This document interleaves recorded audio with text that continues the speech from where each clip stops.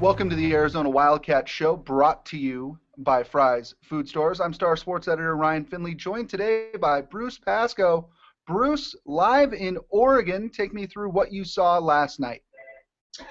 Well, they kind of went with the lineup that we all expected at the beginning of the year with Rondae, Hollis-Jefferson, and Stanley Johnson on the wings, and it worked out pretty well for them. They not only got a lot of scoring right off the bat, but Hollis-Jefferson really shut down Joseph Young, which was a big concern of U of A, and it was a good response to the fact that they had a couple of tough road games last month. They came out in this one and took care of business. Really, it was a little close right away, but second half they pulled away from them. They're taking advantage of their talent and their size difference over Oregon. It was not much of a game after a while.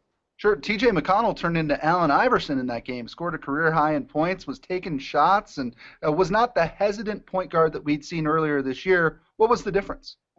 Yeah, I think one of the best things about him is he takes whatever they need. He does whatever they need. Usually that's passing, but I think in this game they were basically he would drive in and they were not doubling him. They were not collapsing on him at all, and then U of A took advantage of that by screening a little bit more for him when they saw what Oregon was doing and how little attention they were paying to him, and he just took advantage of it. And then, on top of that, not only got some looks, but he just hit them. I mean, he got hot. There was some chatter with him back and forth with Casey Benson, the kid from Tempe on Oregon, and that seemed to get him going as well.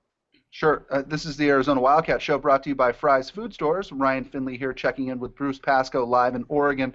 Bruce, if there was one sort of down part to last night's game, one thing to worry about going forward, it might be Elliot Pitts. Appeared that he injured his hand and really didn't play in the second half. Arizona did not know much as of last night. If this is serious, how big of a hit is this for them?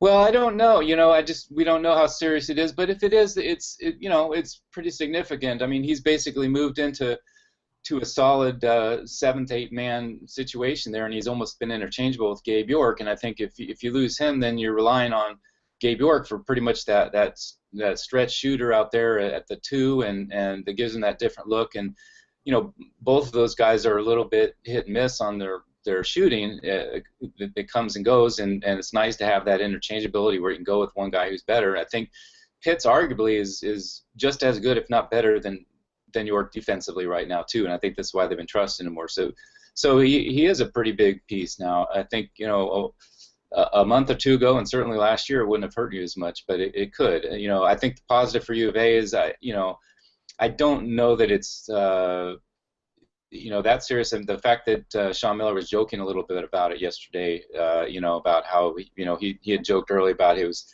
tackling the 3-point shooters all the time and making fun of the fact that he fouls too much out there, and he said maybe he heard it doing that, and then he said, well, I shouldn't joke about it. But the fact that it even was meant that he probably had I'm guessing probably felt it wasn't too bad.